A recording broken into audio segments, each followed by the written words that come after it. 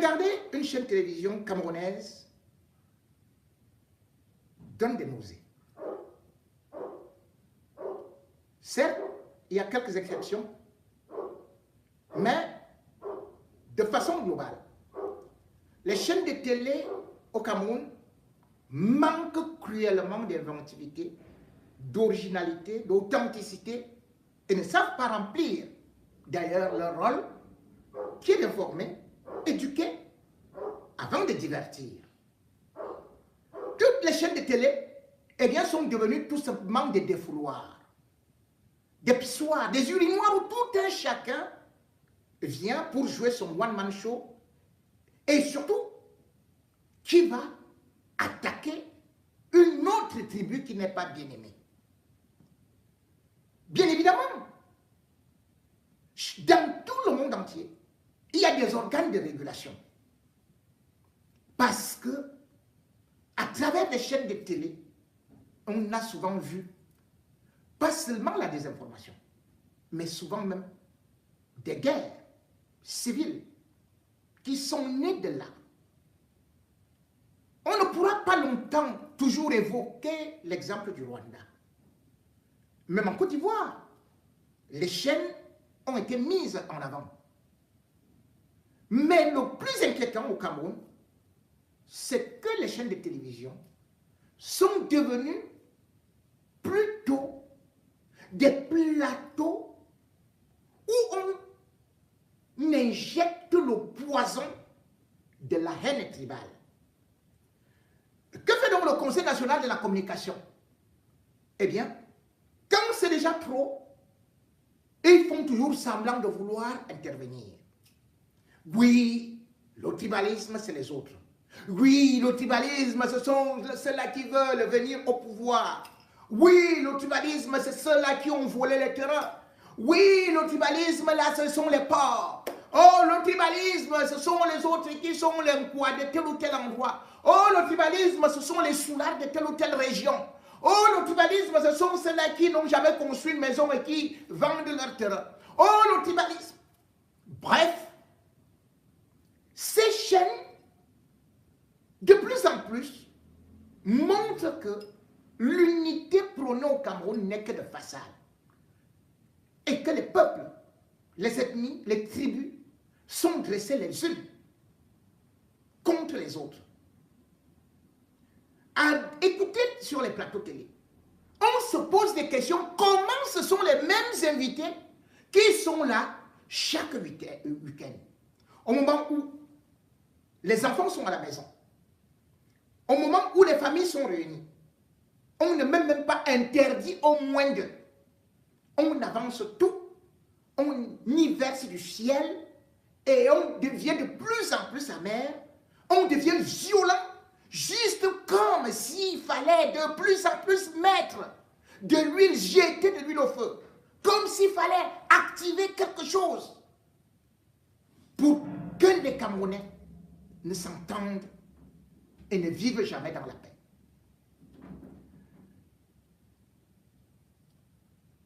John Chebonken a donc fait semblant de vouloir sortir des communiqués pour soi-disant menacer. Et hop, bien évidemment, un apôtre de la paix a aussi saisi cette occasion-là. Vous savez très bien, il fut le premier directeur de Vision 4. Oui, mon cher fils, Ernest Obama Nana, bon, enlevez Nana parce que ça ne sonne pas très bien, qui bien évidemment a récupéré B-News 1 ou B-News 1. Et puis bien évidemment aussi, mes cousins de l'autre côté, ils ont aussi Info TV. Chacun a donc des possibilités, bien sûr, de pouvoir montrer qu'il est plus tribaliste. Et parce qu'ils ne sont pas punis, et parce qu'ils ne sont pas interpellés, ils peuvent donc dire n'importe quoi à la télé, et en même temps, démontrer que c'est eux qui veulent la paix. En même temps, c'est eux qui veulent, bien évidemment, vivre en sécurité avec tout le reste du Cameroun. Ces gens, comme je l'ai toujours dit, sont donc les agents de Vision Mille Collines. Vision Mille Collines, c'est cette chaîne, bien évidemment, qui a créé comme par blague l'affaire des Machets et que le peuple rwandais puisse s'entretuer jusqu'à plus de 1 million. Aujourd'hui, le Cameroun, si on y prend garde, va y passer avec ce régime qui, bien évidemment, a pour seul objectif de voir les Camerounais s'entretuer. Comme ça, ils vont installer l'état d'urgence. Ils vont dire que maintenant, on va confisquer parce que vous avez constaté, c'est les autres qui ont voulu. C'est le système du chaos. Le tribalisme au Cameroun. Nous devons combattre cette gangrène. Nous devons absolument la dénoncer avec toutes nos forces. Ce n'est pas une petite affaire. C'est une affaire qui menace notre patrie, notre nation. Ceux qui sont là aujourd'hui n'ont jamais aimé vivre dans la paix. Alors, ne tombez pas dans ce piège. Sachez que chacun d'entre nous devrait faire un effort. Voilà. On y va. Moi, dans mon mindset, moi je vis comme un Américain. Voilà. Je ne dépense pas. Moi-même, je vis comme un Bassa. Je ne dépense pas n'importe comment. Je fais pas les choses pour plaire. Je ne fais pas. C'est-à-dire qu'il faut pouvoir copier ça parce que longtemps, vraiment, il ne laisse pas terminer. Je l'ai dit ici, je suis pas parce que longtemps, on nous a fait croire que les Américains sont riches parce qu'ils ont le réforme de femmes blancs. C'est faux. C'est faux. Et j'ai pris la peine parce que j'ai longuement travaillé, notamment à Rien, j'avais beaucoup de collègues qui étaient de l'Ouest. Il faut copier ce qui est bon à mon école. Quand j'étais à l'époque, parce que les gens ont découvert Vision 4 quand on avait beaucoup d'argent, à un moment donné au départ, à Vision 4, on n'avait pas de salaire. Et à cette époque-là, vous savez ce que j'ai fait? J'ai acheté une moto. J'avais une moto. Mon moto taxi me versait 2500 par mois. Voilà mon fils. La moto, excuse-moi, 2500 par jour. Même si ton salaire de journaliste ne passe pas, par semaine, ça te fait combien? Tu as déjà quelque chose. Et c'est ce que les gars font. Comment les gars font? Le gars arrive à Yaoundé. Il vend les ceintures. Il va au marché Congo. Et parce que je l'ai fait également. En 99, cette année-là, mon père est décédé. Il m'a laissé un champ de cacao. Quand j'ai vendu mon cacao, je suis allé au marché, au commune à Douala. J'ai acheté les ceintures. La ceinture au marché au commune à Douala coûtait 500, 600 francs. Au marché central, on m'a fait fabriquer un comptoir en bois. J'ai pris un gars. Il y a les témoignages, son nom, il s'appelle un bon Conrad. Il est là. Après, il est parti au Maroc avec mon enfant. Je ne vais pas revenir là-dessus. Vous savez, j'ai une ceinture à 500, 600 au marché. Achetons les ceintures. Achetons les ceintures. Je vendais à Yaoundé entre 1200 et 1500 francs CFA. Il y a même le jour où il y a des actions spéciales qui t'achètent la même ceinture à 3000 francs. J'étais étudiant. En première année, j'avais un téléphone Xiaomi. Moi, j'ai pas ma ceinture. La petite boutique tournait. Et dans ma manière de vivre au quotidien, c'est comme ça que je vis. Chacun d'entre nous doit pouvoir copier ce qui est bon ailleurs et le prendre. Et depuis ces jours-là, parce que j'ai étudié, j'ai causé, parce que son enfant, il m'a dit, j'ai arrêté la ceinture parce que mon frère, justement, un de mes frères m'a pris tout l'argent. Il a pris tout l'argent, il est parti au Maroc avec mon argent et mes ceintures.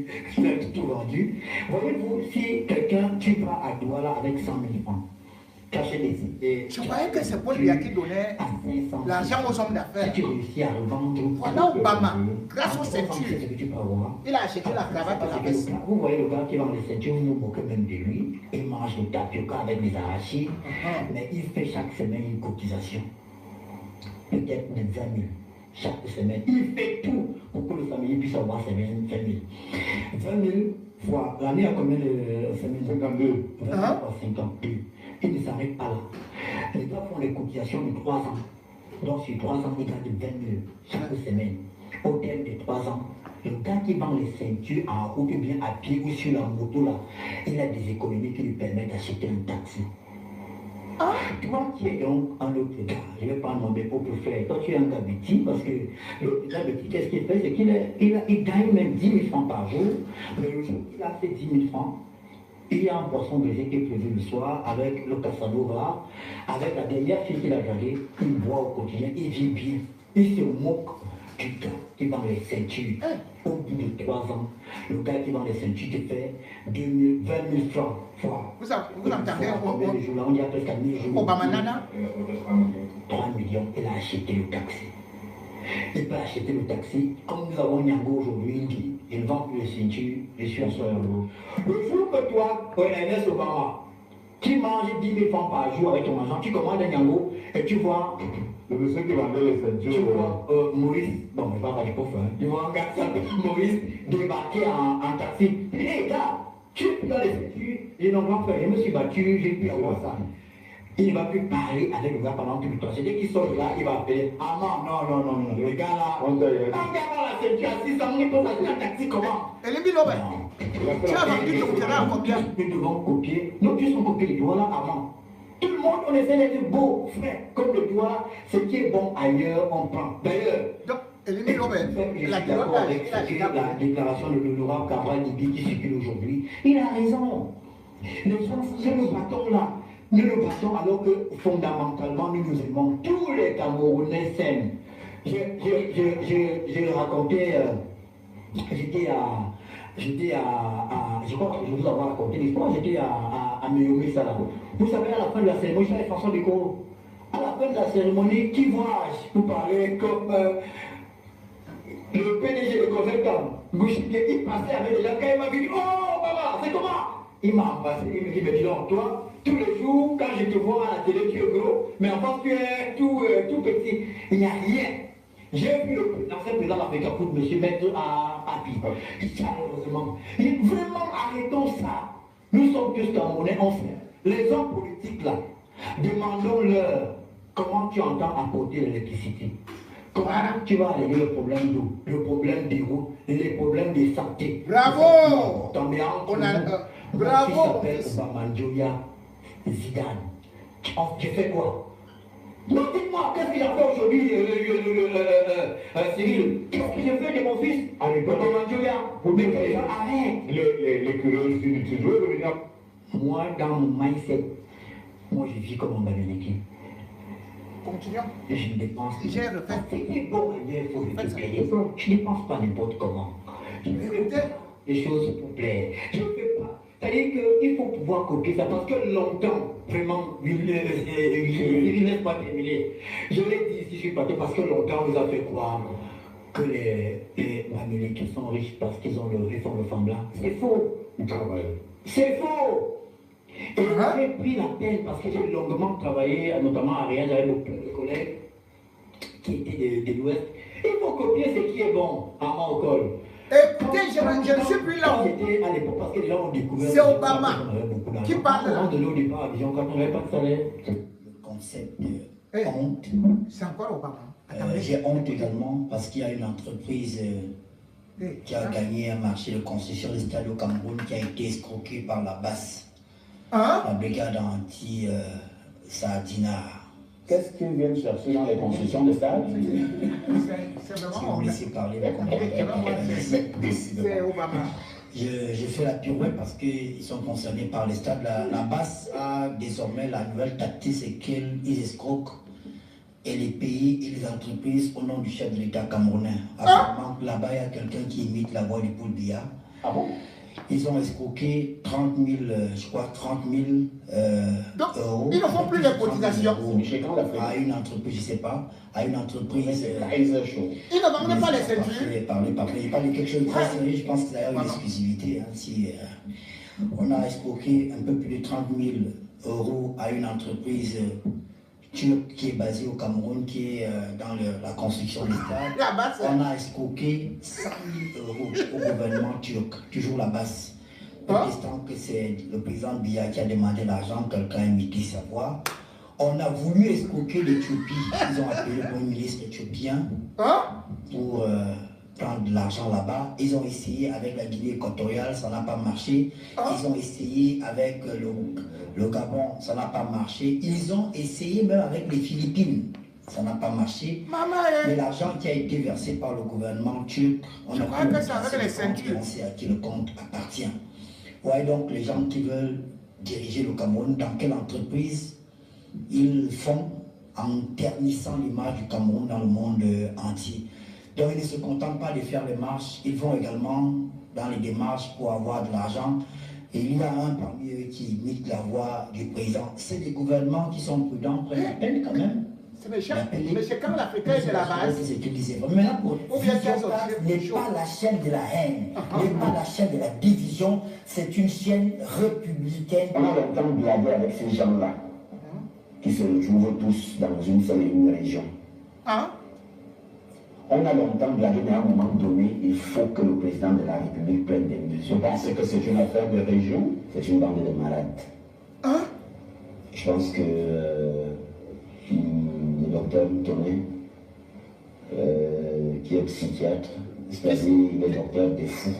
Ils sont occupés dans mon Belinga. S'occuper de ces gens-là, un à un. J'ai été très gêné, moi je vais dire les choses telles qu'elles sont, et ceux qui me connaissent savent que je ne marche pas des mots. J'ai été très gêné quand un ami m'appelle hier, qui est bâclé, que je le dis, et qui m'appelle hier, il me dit j'espère que vous allez arrêter de faire la promotion du tribalisme dans votre chaîne de télévision. Et je lui ai dit un mot très grossier que je ne vais pas répéter à l'antenne. Première chose, quand vous allez parler à votre femme, il y a des endroits qui sont appropriés pour la calmer. Parce que les femmes, pour dire le bruit là-haut, tu la calmes. Vous savez, la base est très violente. Maintenant, Obama vous apprend comment on fonctionne avec les femmes. Vous savez que si la femme avec les gens. Les épaules, elle aura mal, mais il n'y aura pas de séquelles. Ne versez pas la farine. Vous ne votre pouce sur le visage, comme Marcel le demande, au niveau du ventre, au niveau. La chose qui calme facilement la femme, c'est le cou. Vous la attrapez par le cou, vous appuyez. Au fur et à mesure que vous continue à parler, vous exercez la pression, elle va se calmer toute seule. Elle est comme ça, Obama. Elle est comme ça. Elle ne peut pas arriver comme ça.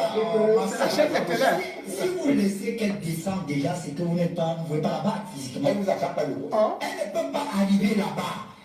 Vous le faites comment arriver. Parce que ce monsieur ne peut pas battre sa femme. Mais il y a également les jalousies exogènes qui naissent du fait qu'il y a une certaine tribu qui a préparé un capitaine candidat tireur de pénalty qu'on avait préparé pour prendre le Cameroun en 2018. Que ce tireur de pénalty-là avait profité d'un univers médiatique où il lui était favorable avec toutes les chaînes de télévision qui appartenaient à la même ethnie. Il se rend donc compte qu'il y a une autre ethnie qui a une télévision. Malheureusement, qui leur gagne le pion parce que la télévision en question est la meilleure. C'est une question sémantique. C'est le français facile. Bon, Cabral, explique-nous, c'est quoi même le tribalisme? On est dans une affaire où les victimes se font la guerre et c'est le bourreau qui arbitre. On est arrivé à un niveau où on vous dit que c'est Bamileke contre Boulou et contre Bassa et contre je ne sais quoi, contre nordiste. Quand vous regardez la mangeoire camerounaise, écoutez bien. est-ce qu'il y a une guerre ethnique là-bas? Écoutez bien ce qu'il dit. Quand on vous dit que ce sont les Boulous qui dirigent le Cameroun, est-ce que c'est vrai? Quand on vous dit que c'est les Bamileke, est-ce que c'est vrai? On vous dit que c'est les Bassa, est-ce que c'est vrai? Regardez juste. La mangeoire est représentative de toutes les ethnies. Ce n'est que les victimes de ça qui, eux, se bagarrent en faction ethnique. C'est le vieux schéma des esclaves des champs et des esclaves de plantation. Les esclaves de plantation et les esclaves de salon. Vous êtes tous esclaves. Mais ceux des plantations organisent des batailles contre ceux du salon. Et c'est le bourreau, l'esclavagiste, qui dit calmez-vous. C'est moi le problème, calmez-vous.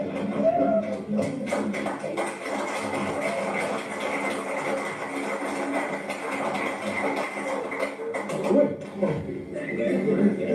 Ça fait rire, mais c'est la vérité. C'est-à-dire les débats ethniques aujourd'hui n'ont pas cours dans la mangeoire. C'est dans le groupe qui veut remplacer. Le groupe qui veut remplacer ceux qui sont au pouvoir. Voilà dans les gens. Vous voulez prendre le pouvoir. Vous voulez prendre le pouvoir. Voilà le pouvoir. Celui-ci dit à celui-ci, toi tu es Bamileke, toi tu es nordiste, toi tu es Boulou. Mieux, l'autre reste.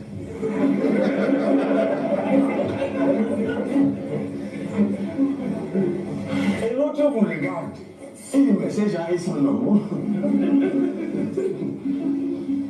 Qui leur a dit que les nordistes ne sont pas dans cette affaire? Qui leur a dit que les Bamileke ne sont pas dans cette affaire? Mais c'était le nom. Fulbia Eboul, suivi de Kawaii de Djibril, suivi de Niak Djifendi, suivi de John Bouté, suivi de. C'est une mangeoire équilatérale. Bon, il peut y avoir quelques disparités sur les angles.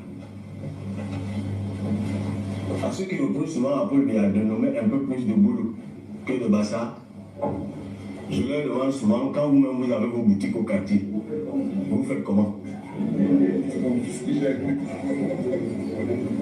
Non.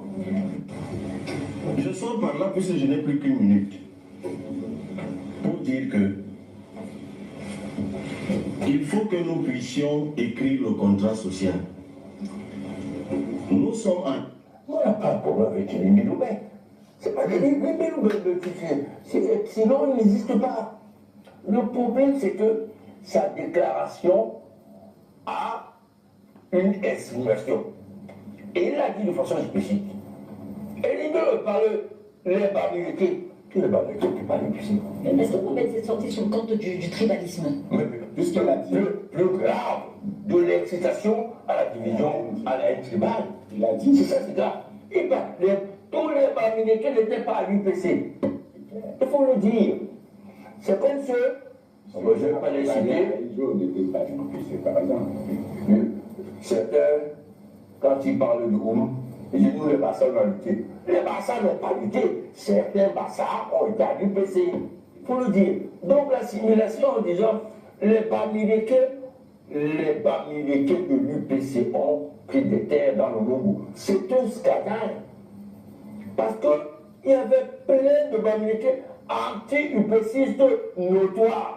On a même baptisé les départements au nom de l'UPC. Est-ce que l'UPC c'était un parti? Mais il a aussi parlé des Bamileke de l'UPC. Il n'a pas parlé de tous les Bamileke. Non. Il a dit que le combat de Ouadie dans le Congo, c'était pour servir les intérêts des Bamileke qui prenaient les terres aux responsables Bongo. C'est le Mongo.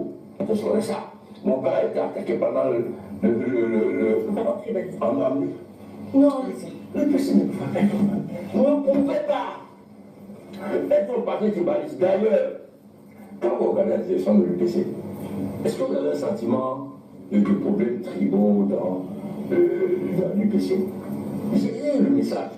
Le secrétaire particulier de Wandé, c'était marqué Betolo, de Dimondari, comme Rémi. Comment le principal responsable, où il a envoyé? Il n'a pas envoyé Makebetolo dans le Mongol. Il a envoyé justement en pays Bamileke. Ça veut dire qu'il n'y avait pas une assimilation, une distinction tribale dans les affirmations dans la démarche de Waldénès. Ce qui nous horripile, ce n'est pas que l'IME ait son point de vue sur Waldé, peu importe.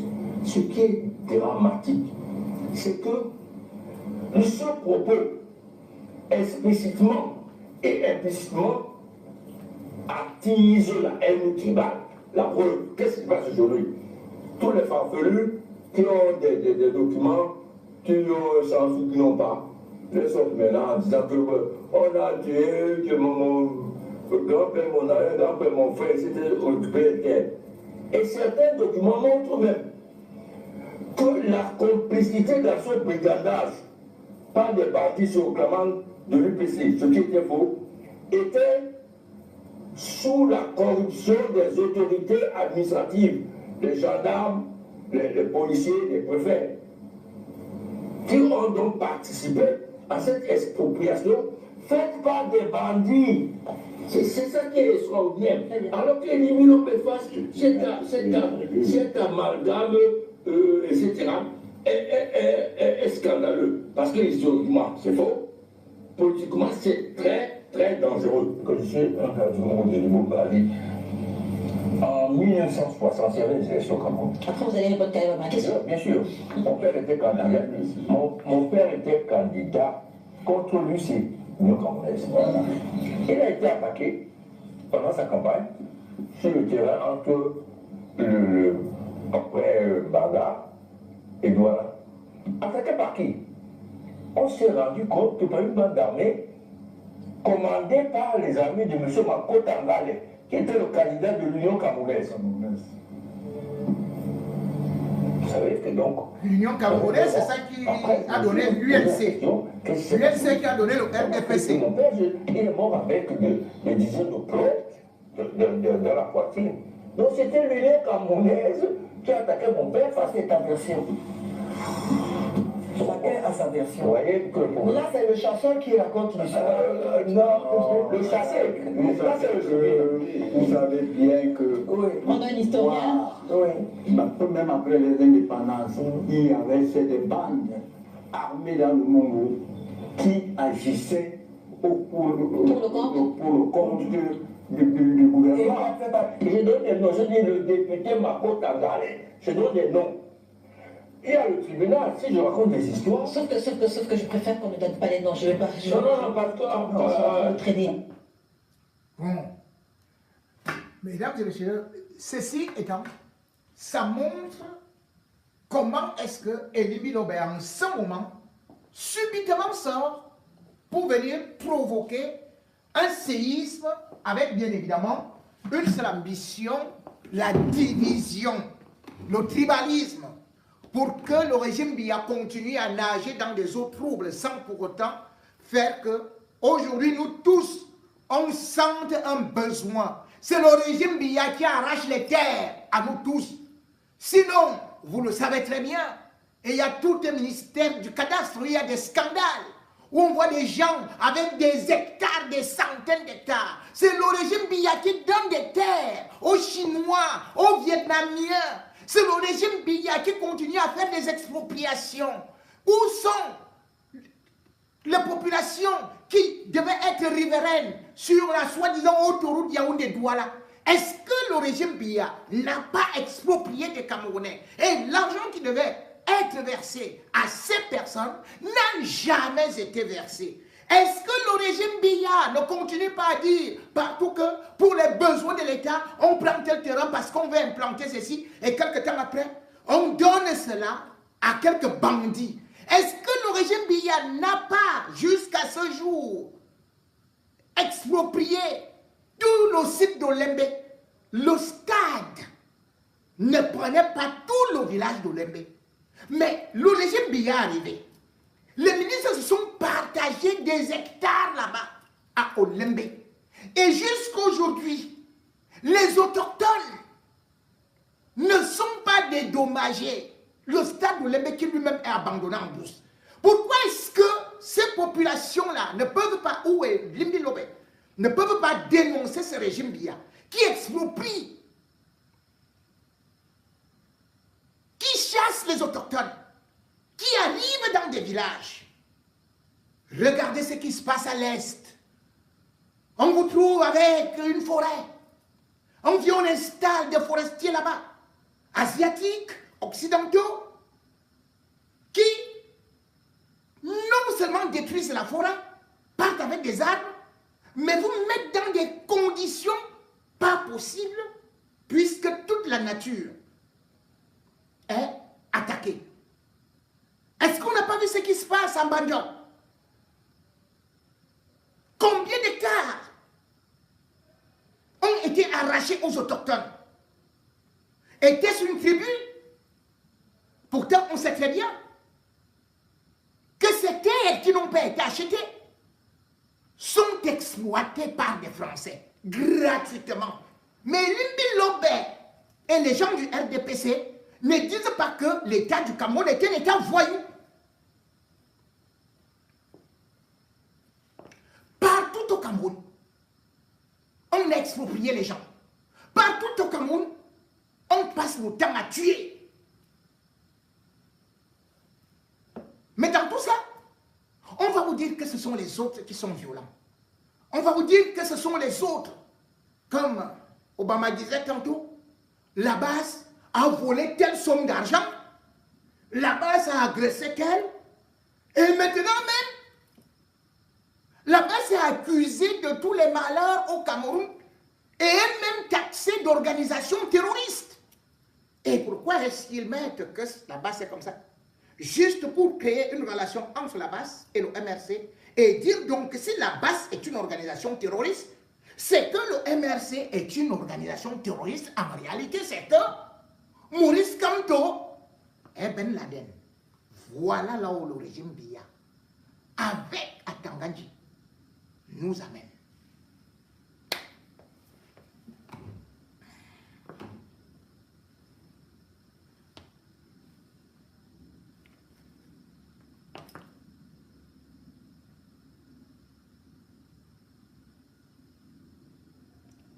La politique de la non-violence paye, mais aussi devant le lion, devant la panthère, si vous n'avez pas une arme, n'allez pas faire la politique de la paix, de la non-violence. Ces fauves vont vous manger. D'ailleurs, l'ANC, le parti de Mandela, a passé beaucoup de temps, près de 35 ans, à parler de paix. Et cela faisait rigoler, bien sûr, un régime dur, violent de l'apartheid. Et ce régime pouvait écraser l'homme noir comme une tomate. Devant la communauté internationale, c'était des larmes de crocodile. Jusqu'à ce que Mandela avait donc dû prendre des armes. La suite de l'histoire, on la connaît. Puisque l'adage est que qui veut la paix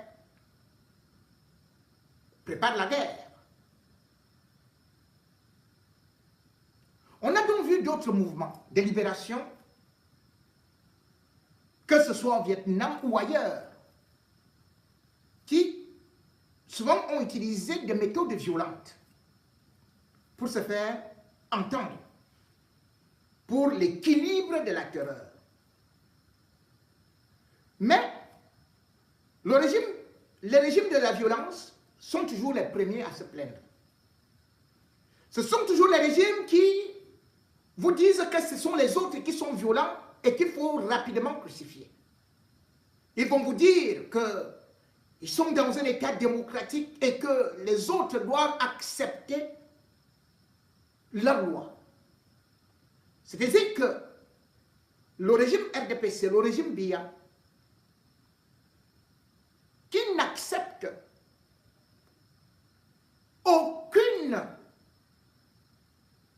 manifestation, qui n'accepte aucune critique,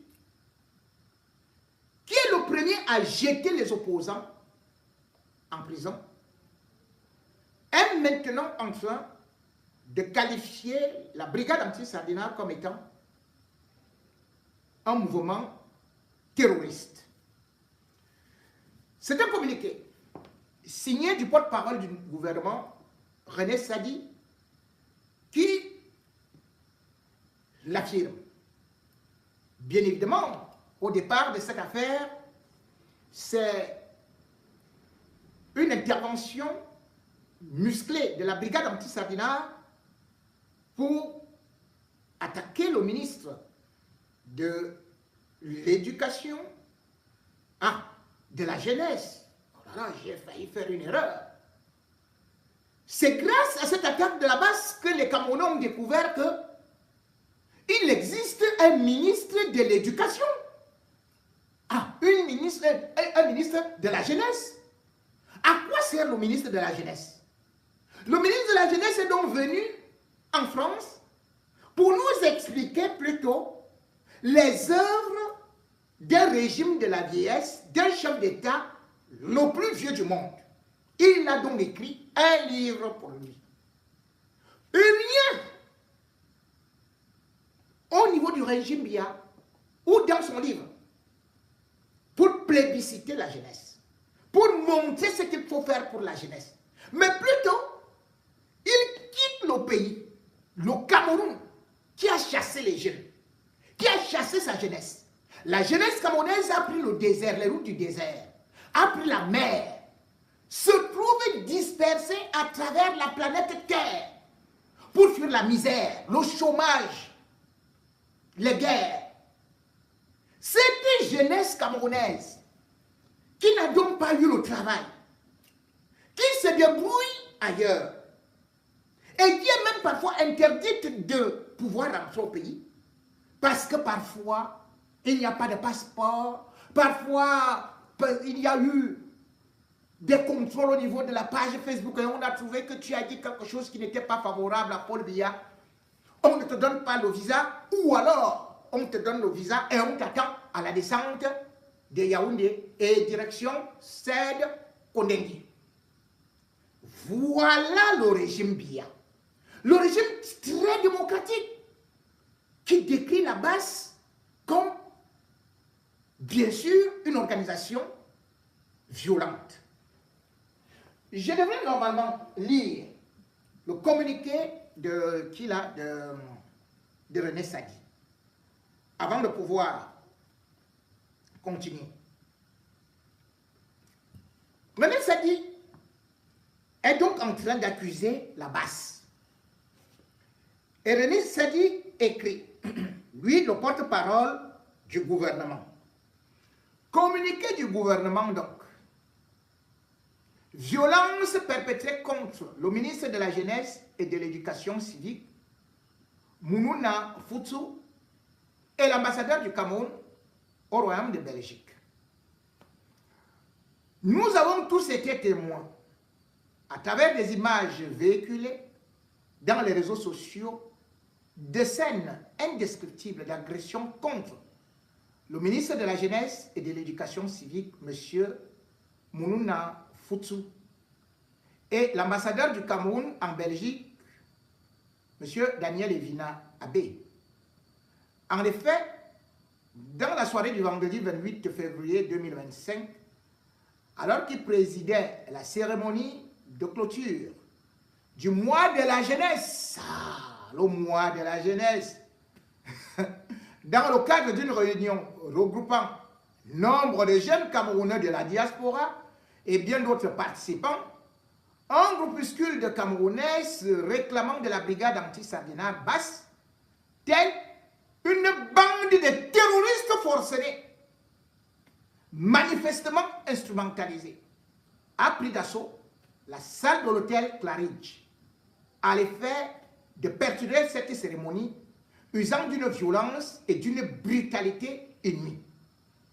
En outre, dans la matinée du 3 mars 2025, au moment où il s'apprêtait à quitter son lieu de résidence pour le Cameroun, le ministre de la Jeunesse et de l'Éducation civique et l'ambassade du Cameroun en Belgique, qui l'accompagnaient pour la circonstance, ont de nouveau été sauvagement agressés par les mêmes hors-la-loi dont le comportement en terre étrangère, dirigé contre les officiels du pays dont ils se revendiquent, a été tout simplement effarant, intolérable et ne peut en aucun cas se justifier. Le gouvernement de la République déplore et condamne avec la plus grande fermeté ces comportements irresponsables et barbares, des actes insensés dirigés contre les représentants de l'État mobilisés dans le cadre de la mise en œuvre des politiques publiques visant l'insertion socio-professionnelle des jeunes et qui sont en totale contradiction avec les mobiles que clament leurs auteurs pour les expliquer ou les justifier. Le gouvernement affirme que, sans prendre des représentants de l'État, en l'occurrence un membre du gouvernement, dans l'exercice de ses fonctions, et un ambassadeur du Cameroun, ce n'est ni plus ni moins porter atteinte au Cameroun tout entier.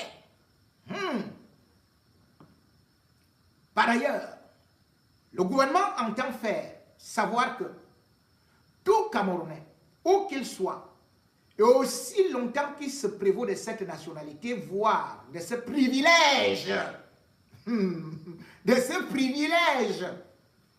est tenu de respecter les institutions de la République ainsi que celles et ceux qui les incarnent.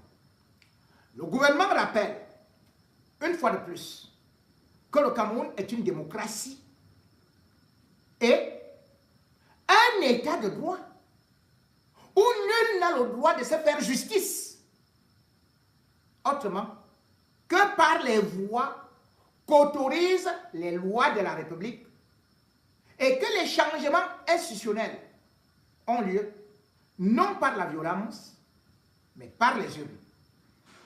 Aussi appelle-t-il les Camerounais, et particulièrement ceux de la diaspora, à faire preuve de responsabilité et accorder toute leur confiance aux institutions de la République en vue de l'aboutissement heureux des projets de développement en cours dans notre pays. Le gouvernement invite également les uns et les autres, sans exclusive, à l'intérieur comme à l'extérieur, à une prise de conscience de notre responsabilité collective dans la préservation de l'image, des marques du Cameroun, tout comme dans le maintien de la paix et de la stabilité de notre pays. De même, face à cet incident grave, survenu sur le territoire d'un pays ami, le gouvernement en appelle au respect réciproque par les autorités des pays amis des engagements et des responsabilités qui incombent à tous les États en vertu des conventions internationales et auxquelles nous sommes tous partis. En tout état de cause, des mesures appropriées seront prises pour retrouver les auteurs de ces actes séditieux et les traduire devant les autorités compétentes. Le ministre de la Communication, porte-parole du gouvernement, Emmanuel Sadi. Mesdames et messieurs, prenons donc phrase par phrase. Et ce qui vous marque d'abord, c'est que le ministre de la Jeunesse et de l'Éducation quitte le Cameroun. Et il vient plutôt parler de ses projets, des projets pour la jeunesse en France, pas en France, en Europe. Les jeunes Camerounais sont où? Ceux qui ont besoin de projets sont où? Mais ils sont au Cameroun. Ils sont sur les benskins. Ils sont au chômage. Tout jeune d'ici a déjà au moins de quoi manger. Tout jeune d'ici peut aller manger dans les restos du cœur. Tout jeune d'ici a déjà au moins une assistance médicale. Que s'il tombe là, on part avec lui à l'hôpital. Tout jeune d'ici, dès qu'il a les papiers, l'État lui verse déjà un peu d'argent. L'État subventionne des jeunes. On te met à Pôle emploi. Tu touches pendant que tu ne travailles même pas. Mais tu quittes ton pays. Tu viens donc en Europe, où les jeunes ont fui ton SMIC à 36 000 francs pour venir toucher au moins 1 500 €. Tu laisses cela à qui tu donnes juste le pain sardine. Qu'est-ce que le pain sardine fait à quelqu'un qui est ici? Nous, le poulet, on le jette dans les poubelles. Même les chiens ici, parfois même ils boudent le poulet, la viande. Parce qu'il y a encore de quoi manger. On n'est pas au paradis, mais on a le minimum. Alors un jeune, qu'est-ce qu'il a à la sortie de ses études? Rien. Maintenant, on parle d'un état de droit. Le Cameroun est un état de droit. Oui, monsieur le ministre, est-ce que vous pouvez me dire où se trouve le jeune Djoubaïrou? Djoubaïrou peut avoir l'âge de votre petit-fils, monsieur le ministre. pas là où il se trouve. Sa pauvre maman a fait le tour du Cameroun pour le chercher. Avait-il une arme? Avait-il attaqué les forces de sécurité? Il avait juste dénoncé, comme dans tout état de droit, le vol qui se faisait avec les fausses cartes d'identité fabriquées en vue du hold-up électoral. Il devrait être décoré. Mais qu'est-ce que vous avez fait? Dans votre état de droit, sans convocation, sans mandat d'amener, sans mandat d'arrêt, les sbires du régime sont partis l'arrêter, l'ont torturé en Gandéré et l'ont transféré à Yaoundé. Pas moyen de manger. Il faisait des besoins sur lui. Le jeune Djoubaïrou. Depuis le 26 février, personne ne sait là où il se trouve. État de droit. Un enfant d'autrui a été transféré à la DGRE, qui est pourtant chargée des renseignements extérieurs. Ah oui, c'est cette DGRE, dans l'état de droit, qui a assassiné Martinez Zogo. Oui, Martinez Zogo, état de droit. C'est cette DGRE qui a fracassé le crâne de Paul Chouta, déformé ses yeux. C'est cette DGRE qui est partie traquer à l'extérieur Guérandi Mbara et l'a tué dans un bosquet. On n'a pas, jusqu'à présent, vu depuis 2013 sa dépouille mortelle. C'est cette DGRE avec la CEMIL qui ont aussi tué le journaliste Ouazizi. Jusqu'aujourd'hui, dans votre état de droit, sa pauvre maman, son pauvre oncle, ses frères, sa communauté ne savent pas là où vous avez enterré son cadavre, là où vous l'avez jeté après l'avoir tant torturé, nu à l'électricité. Oui, dans votre état de droit,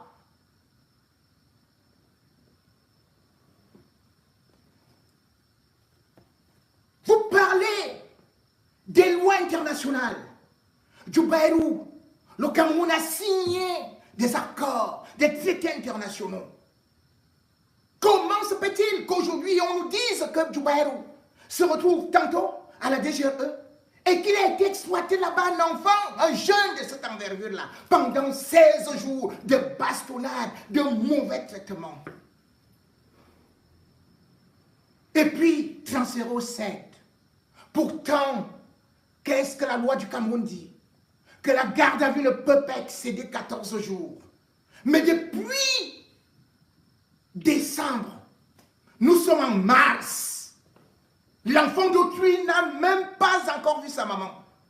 Dans tout état de droit, dès que vous êtes placé en garde à vue, vous avez droit à l'assistance d'un avocat. Qui est l'avocat de Djoubaïrou? Djoubaïrou avait attaqué un ministre. Djoubaïrou avait des bombes, il avait quoi? Monsieur le ministre, monsieur le porte-parole du gouvernement, oui, ce sont les gens de la diaspora, c'est la base qui est violente. Et c'est elle qui ne respecte pas les droits parce que vous connaissez tellement le droit de telle sorte que vous avez même oublié votre constitution. La constitution, article 45, dit quoi? Que bien évidemment, les lois internationales sont au-dessus des lois nationales. Et les lois internationales, le Cameroun les a ratifiées. C'est-à-dire, il y a la Déclaration universelle des droits de l'homme. Est-ce que vous l'appliquez pour les gardes à vue? Il y a la charte africaine. Est-ce que vous l'appliquez? Oui. L'article 2 de votre code pénal reconnaît aussi cela. Mais vous marchez sur toutes ces lois-là. Ça ne vous dit pratiquement rien. C'est celle de l'Europe. C'est là où vous voulez venir apprendre le droit aux gens. Alors que vous ne respectez pas vos propres lois, vos propres conventions.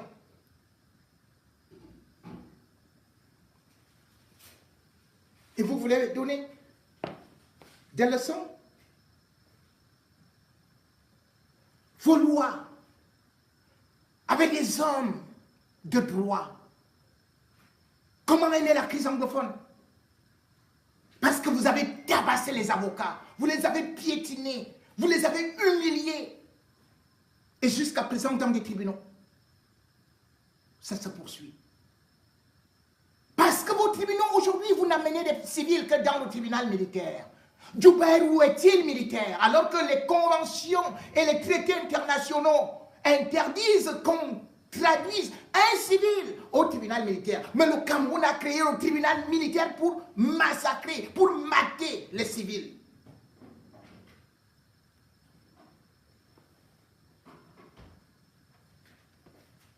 Et puis, comme je disais tantôt, ces avocats, on a vu un qui voulait défendre un client. Vous l'avez roulé au sol, vos gendarmes. Et c'est maintenant l'État qui le poursuit. Monsieur le ministre, à côté de vous, il y a Moyo. Oui, Moyo.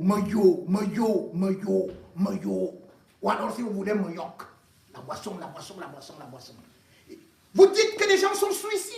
Ils sont agressifs. Ceux de Moyo, ils avaient pris du chanvre, du vin de palme, du harki, du mbalam, du kourkourou, de tout. Ils avaient des machettes. Et il y a 2 hommes qui ont été assassinés. 2 cadavres là à Moyo. Toi, ministre de la Communication, tu n'es pas parti, tu n'as pas fait de communiqué. Le ministre de l'Administration territoriale n'est pas allé, aucune autorité n'est allée. C'est dans un état de droit. Ils se sont fait justice là-bas avec des machettes dans votre état de droit. Oui, le Cameroun est état de droit, donc on doit être fier de porter, comme vous le dites. Croyez-vous qu'on serait fier, comme vous le dites? Le Cameroun ne vient-il pas d'être traduit là à l'ONU, au comité de torture, contre la torture? Vous avez vu quel autre pays africain avec un tel macabre bilan? Vous avez vu quel pays remportait le prix mondial de la corruption? Oui, monsieur le ministre. À côté de vous donc à Moyo, vous n'avez pas encore sorti de communiqué. À Moyo, vous avez peur des enfants de Moyo, des bandits de Moyo, des gangsters de Moyo. Et vous venez parler aux gens qui sont dans la diaspora. Là, il y a la loi. Là, il y a les droits.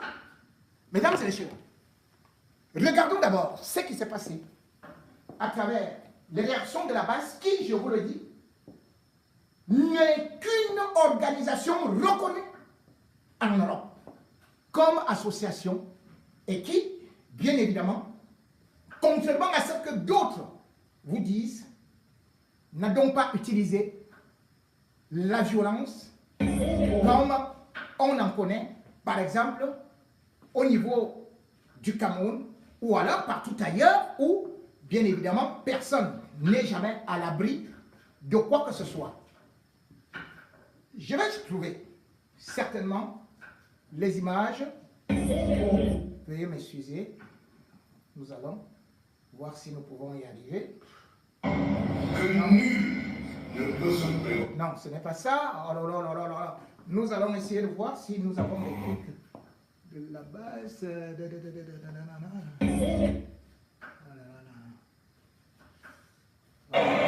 Ah oui, et là. C'est ça. On y va ici.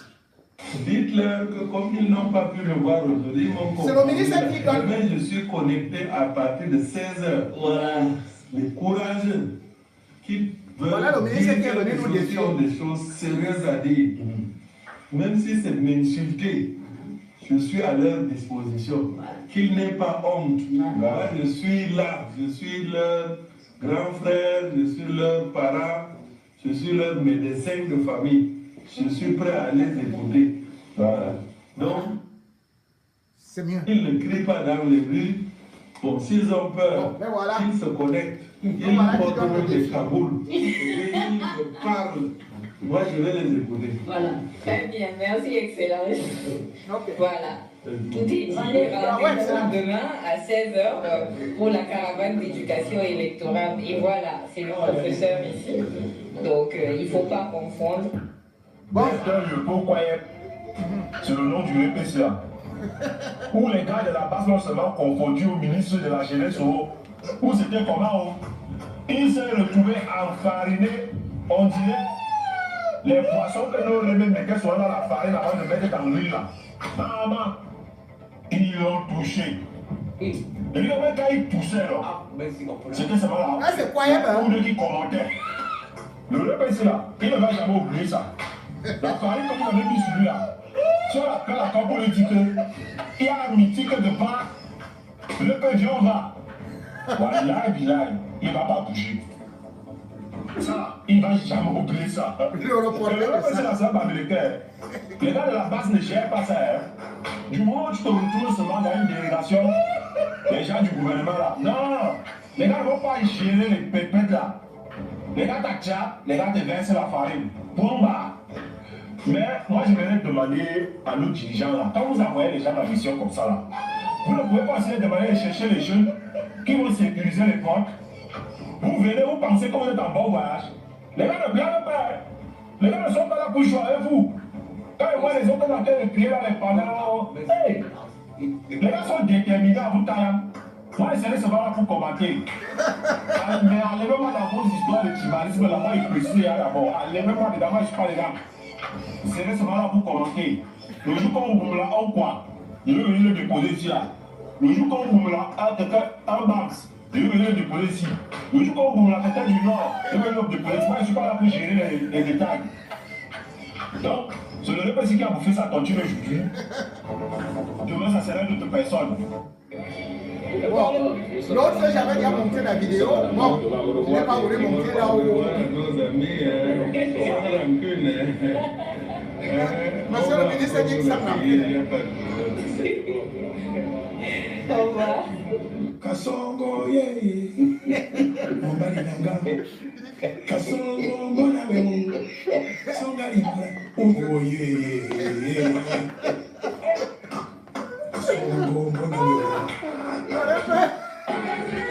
Voilà d'autres, c'est pas un ministre, on l'a confondu à Issa Kioma, comme il avait la Gamboura là. Il est quelque part là. Vous voyez les gars là? On a cru que c'est Kabali, c'est pas lui. Non, non, Issa Kioma, c'est pas lui.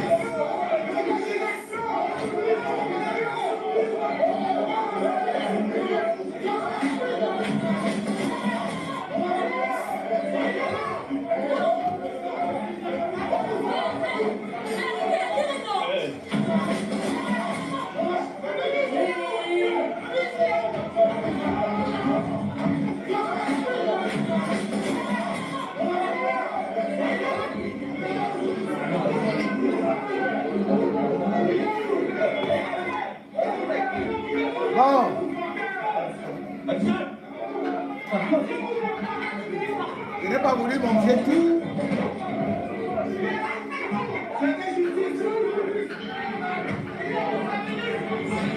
Ah.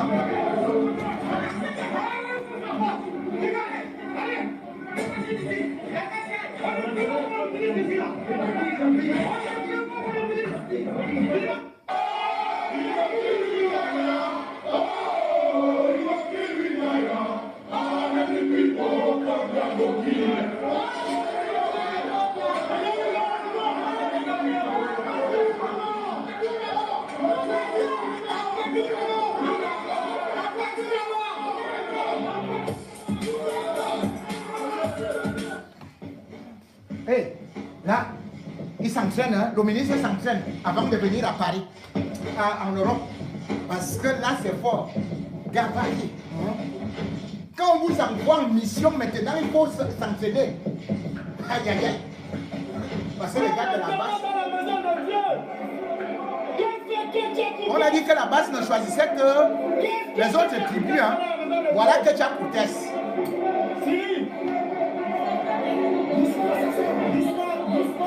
Ceux qui vous ont dit que la base ne choisit que d'autres tribus, d'autres ennemis. Voici que Kedja Koutès, qui ensuite, donc laissez la manipulation.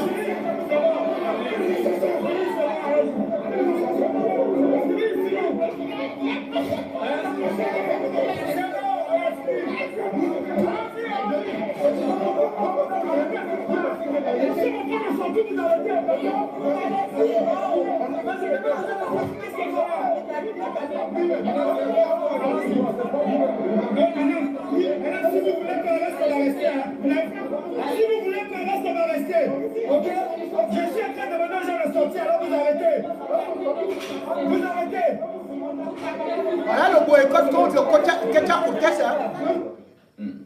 C'est-à-dire que moi, j'étais en train de féliciter les gars qui avaient bien bastonné les gars de la basse. Après, on a commencé à dire ici, vraiment, non, moi je dis, si vous êtes ministre camerounais, vous voyagez, prenez vos précautions. D'accord? Vous avez beaucoup de sacs. Ils vont souvent quitter avec des gros bras. Non, ils ont des sacs d'argent. Ils ont de l'argent. Vous faites quoi? Prenez la base, je vais vous dire comment la base fonctionne. La base n'a pas une orientation, c'est des affamés. Ah bon? Tu donnes l'argent, tu dis même qu'entre eux, tapez-vous entre vous, ils vont se taper. Donc, le gars qui gagne 200 000 là, il fait quelqu'un qui gagne 1500, 2000 euros ici d'affamé. Tu dis, voilà 1000 euros, tape ton frère. Il va taper son frère. Donc, c'est des cas sans idéologie. Et attends, tu avais entendu que quelqu'un s'est venu avec tout? Non. Pourquoi? Il savait comment les traiter, non? Il n'y a jamais eu. La base n'était pas assez de ça, il faut que vous le sachiez. Ce n'est pas des gens qui ont une idéologie, qui défendent des causes nobles. Non. La base est née en 2018. Ils sont hyper opportunistes. Ils ont tout ce temps. Non, ça ne marche même pas. Ces derniers temps, chacun revendique, c'est moi qui ai créé la base, ceci, cela, ce n'est pas toi qui as créé. Ils ont fait des petites associations de voyous. Quand ils se retrouvent là-bas, le partage de l'argent les divise, ils commencent à dire, non, il faut qu'on s'organise. Moi, je sais, si vous partez là-bas, vous les ministres, allez avec l'argent, vous donnez aux amis, à leurs ennemis, ils se tapent entre eux là-bas, ils vous coulent la paix. Moi, il ne faut pas, puisque l'État français et les autres ne veulent pas me protéger. Là, au chef de l'État, je dis là, il ne faut pas le faire. Quand le chef de l'État se déplace, qu'il y ait des gens pour casser la gueule à toute personne qui veut s'approcher du chef. On lui casse sauvagement la gueule. On ne va pas porter le plainte au Cameroun. C'est comme ça qu'il faut les traiter. Il ne faut pas aller là-bas. C'est-à-dire, tu as des gens là qui sont bien formés. Tu les amènes. Quand quelqu'un fait ça, on casse la gueule, on casse un bras. C'est comme on le jette là-bas. C'est comme ça qu'il faut les traiter. Donc vraiment, moi, je ne suis pas là. Et ils sont violents, vous voulez que nous on soit doux. Et vraiment, et les autres personnalités qui vivent en Europe, qui ne sont pas d'accord avec la base, organisez-vous aussi pour violenter ces gars. Qu'est-ce que... Attends. Non, vous voulez que quand il y avait la violence ici, c'est pour cela que vous allez attendre un ministre. Le ministre de la Jeunesse, qui ne parle donc jamais de Molinex, qui a toujours un langage raffiné, on a eu pitié de son langage raffiné. Donc même si, je vois que s'ils vont même à Talandi là, ils vont même pas à Talandi, ils parlent là-bas. Alors Talandi n'est pas un enfant de cœur. S'il parle là-bas, il ira avec ses serpents affamés et tout le reste, c'est comme ça. Alors on va lire quelques. Bon, Pierre Niamek, je me rends compte de son inculture, ou parce que je suis convaincu qu'il n'a même jamais voyagé. Si oui, peut-être en République centrafricaine ou au Tchad. Jeunes confrères, ce que vous dites là, d'abord, vous demandez au ministre d'aller braquer les caisses de l'État. Sachez que chez nous ici, il y a le blanchiment d'argent qui est puni. Ils vont porter cet argent où? Comment? On n'est pas dans des républiques bananières où on arrive comme ça. Vous avez suivi ce qu'on a fait à Mabongo, surtout à son colonel Mboudou, parce qu'on a trouvé des liquidités sur lui. La même chose avec la femme de Mondayolo. Deuxième des choses, Paul Biya n'est-il pas venu avec ses gorilles en Suisse? Peut-être que tu n'es pas informé que ces gorilles, leurs mains bien qu'étant costauds, eh bien, quand la police helvétique est arrivée, même leurs pieds ne touchaient pas aussi le sol. On les a aussi ramassés. Ils sont condamnés, ne peuvent même plus venir ici. Quand Paul Biya tente même encore, il sera définitivement interdit d'arriver ici. Ce sont des choses que vous ignorez. La base, comme vous êtes en train de parler là, ce ne sont pas des affamés, c'est une organisation reconnue qui se bat. Ce sont des gens qui travaillent aussi, qui font des sacrifices. Parce que peut-être un intellectuel comme vous, vous n'avez même pas appris ce qu'on appelle le FLN. Le FLN en Algérie, vous savez ce qu'il a fait en France dans les années 1955? C'est-à-dire que c'était une organisation de combat. Une organisation d'ailleurs qui avait des méthodes de terrorisme. Seulement en 1955. Vous savez combien il y a eu comme attentat? 200 attentats. Le FLN a provoqué 19 217 morts. 12 780 blessés. Et je vous dis tout simplement en Mouelle, un seul Mouelle, il y a eu plus de 200 attentats. On ne peut pas parler dans un état de droit où on jette la farine sur Macron, on gifle Macron. Ici, les ministres, on jette des tomates sur eux, y compris aux États-Unis. Vous croyez que vous êtes dans la sauvagerie? Vous êtes dans des républicains bananières, viens tenter de faire ça. Heureusement que tu n'auras même pas de visa. Mais regarde ce qui se passe chez toi. Voilà alors l'État civilisé. Voilà quelqu'un qui se balade. Boum, on tire. Ce monsieur est actuellement ici. Il est en Europe. Il est venu se soigner, il travaille. Il va regarder les ministres de Biya. Vous voyez comment on a tiré sur son pied? Voilà l'état de droit.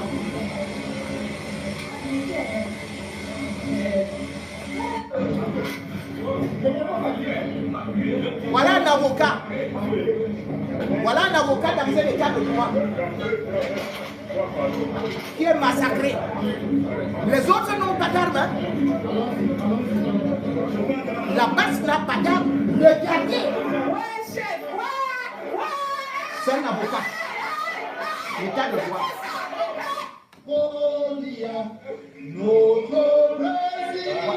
On fait chanter les opposants. La gendarmerie d'un pays, la police.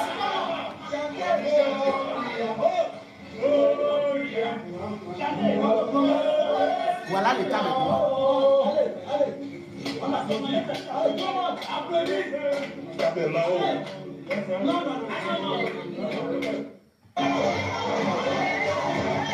Vous voilà.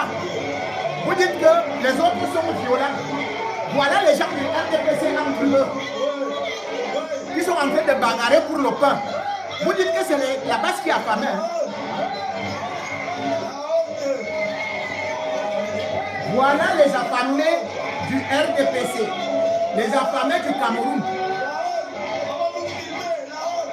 Vous avez bien vu ça? Vous avez bien vu ça en Europe?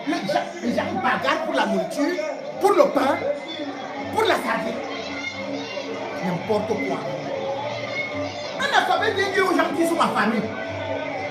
Dès que tu mets une corde au cou, tu dis, oh, j'ai déjà la cravate, j'ai déjà ceci, je suis ceci et cela. L'électricité même, tu ne peux pas payer. Voilà les enfants qui sont en train de casser une école. Voilà l'école au Cameroun. Ça c'est au nord. Hein. Ça c'est à l'extrême nord. Regardez. C'est la base qui est une organisation violente. Un régime qui n'a appris que la violence. Regardez les enfants. Regardez, on dit ça. Ça c'est les classes. Voilà les classes de ton pays. État de droit. Il faut être fier d'être Camerounais. Fier avec ça. Regardez ces enfants. Quelle éducation sous les tentes au XXIe siècle. État de droit, état de droit. Vraiment, les gens de la base, il faut aller casser leurs mains. Les voici alors. Voici les enfants là qui vont te casser les bras en vous. Votre télévision même, il n'y a même pas de vigile, il n'y a rien. Vous êtes même dans des quartiers des affamés. Ici, vous voyez quelqu'un, il est dans un immeuble, tu composes d'abord le code avant d'entrer. Tu prends l'ascenseur. Toi, la dernière fois que tu as même pris l'ascenseur, c'était en 2014, où c'était la SED. D'ailleurs, tous les ascenseurs sont tombés en panne. Voilà l'autre qui prend le couteau, parce qu'on va arracher son terrain. Voilà l'autre gars de la basse. Hein. Voilà les gars de la basse. À l'extrême nord, voilà les gars de la basse. Voilà la gendarmerie de chez toi. Voilà la gendarmerie de chez toi. Qui va d'abord replier, qui va utiliser l'arme. Vous allez parler de la basse, ils sont violents.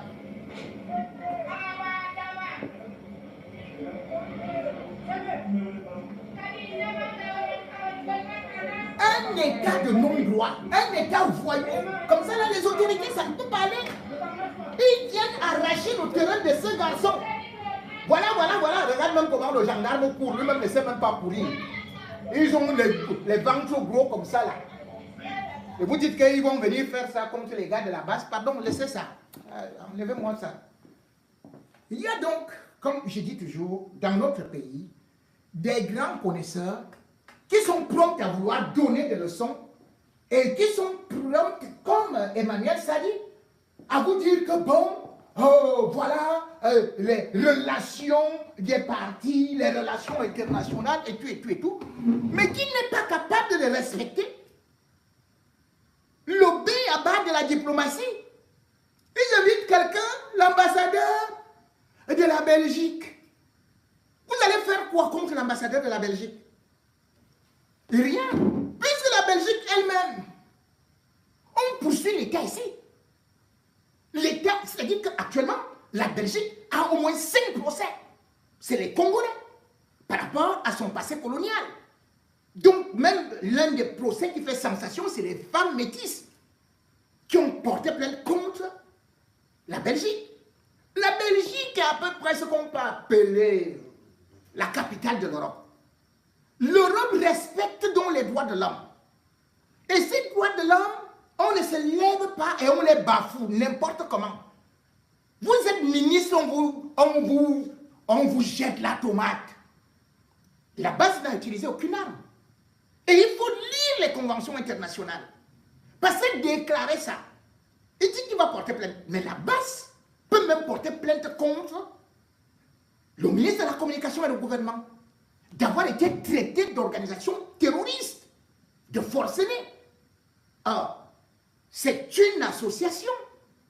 Alors, si l'association défend des droits, revendique ceci, et il y a encore que beaucoup d'entre eux ne peuvent même pas rentrer au pays. Comment vous pouvez qualifier ça d'association terroriste? Ce n'est pas vous qui décrétez en territoire étranger qu'une association est terroriste.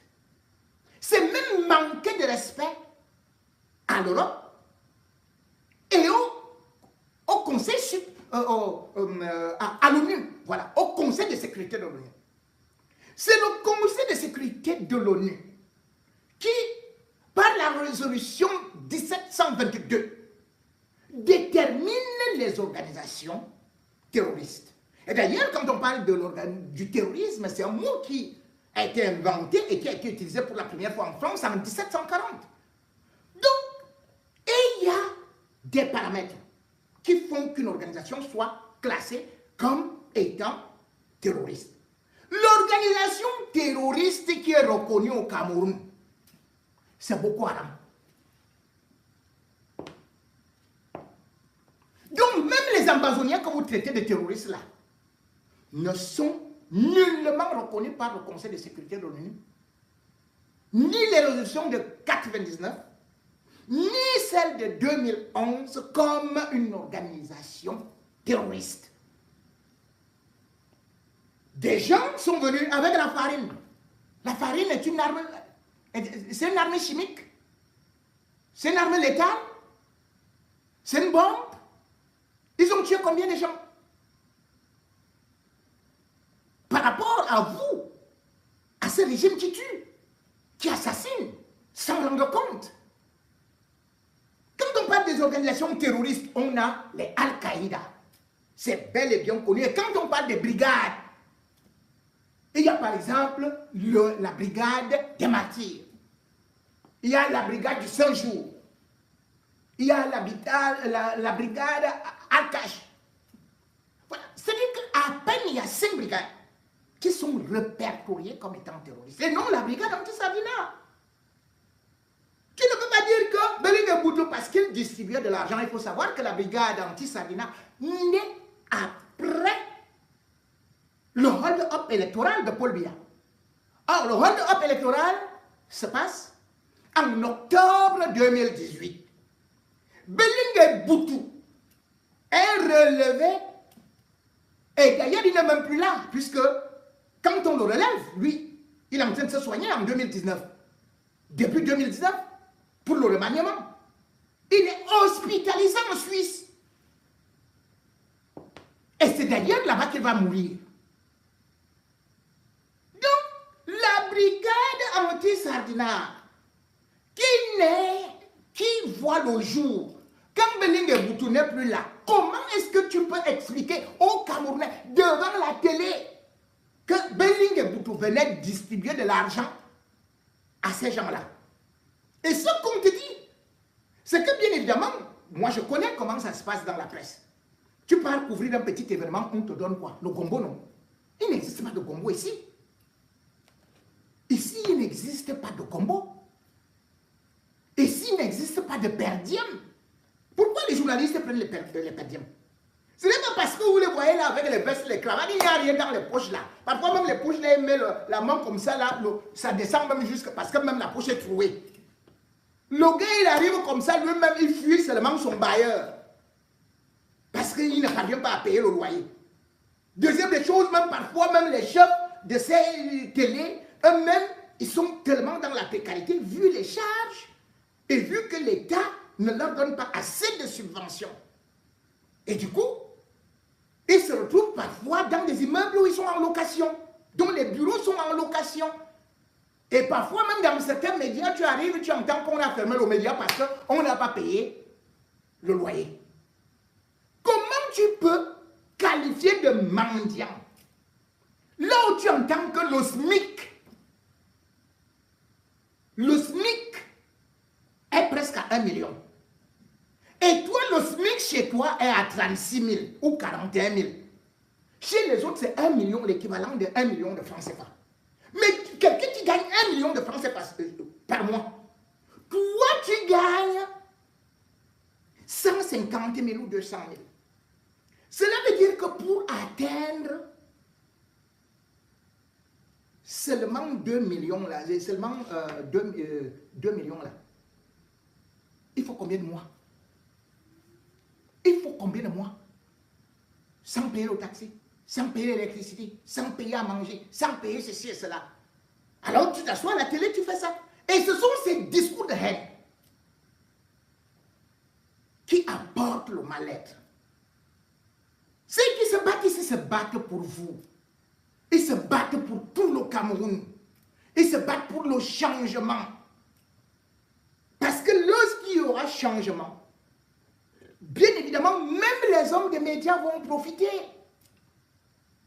Et il y aura des contrats bien ficelés. Le niveau de vie sera élevé. Parce qu'aujourd'hui, on constate tout simplement que ce sont les mêmes gens qui sont au pouvoir, qui utilisent l'argent de notre gaz, de notre pétrole, qui vendent les terres, qui vendent la bauxite, qui vendent le fer, qui vendent l'uranium. Vous ne savez même pas combien de minéraux ils sont en train de vendre. Est-ce à cause de la base? Est-ce la base qui a créé la guerre dans les régions anglophones puisque vous n'êtes pas violent?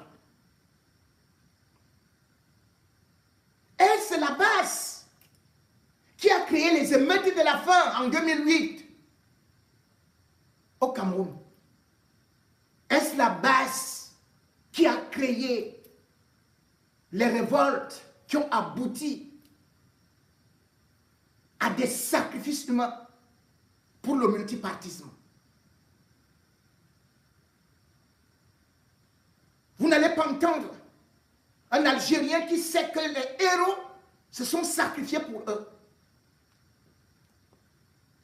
Vous n'allez pas voir les autres pays qui savent ce que la diaspora apporte. S'attaquer à la diaspora. Et pourtant, votre régime, pour faire des rentrées, on dit, il faut surtaxer la diaspora. C'est la diaspora qui paye les passeports chers, les visas chers. C'est la diaspora qui va envoyer à chacun, qui, quand il est déjà dans l'obscurité là-bas, qu'il veut boire une bière, il va toujours dire que, oh oncle, oh vraiment mon fils, oh mon cousin, oh mon camarade, oh envoie-moi quelque chose. Et c'est cette diaspora-là qu'on insulte. Comment un ministre peut quitter de ce pays-là pour venir parler à une diaspora à laquelle on a refusé la double nationalité? Vous-même, vous savez qu'ils ne peuvent pas venir investir là-bas. Ils ne peuvent même pas voter. Mais vous dites que vous venez expliquer à la diaspora, aux jeunes de la diaspora, l'intégration au Cameroun. Alors que vous n'avez pas intégré ceux qui sont là-bas.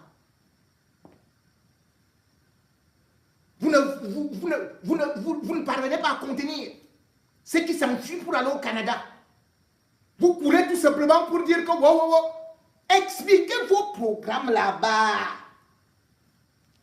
Et non tout simplement de mettre le feu en disant que la diaspora ou bien la base est une organisation du MRC qui veut la violence, qui veut le chaos, donc il faut utiliser les serpents, les moulinex pour écraser. Mais en même temps, lorsque des individus, des godelureux se lèvent pour aller attaquer les gens, à Moyo, à Sanmelima, à Borova, à Mbengue, vous ne dites plus que c'est la milice de Paul Biya. Pourquoi vous ne dites pas que c'est la milice de Paul Biya?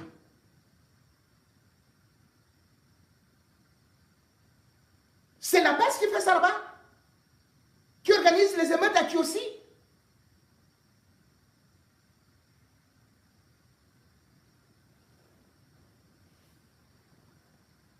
Juste parce qu'ils veulent relier les actions de la base aux activités de Maurice Kamto, qui pourtant a toujours déclaré qu'il voulait le changement dans la paix.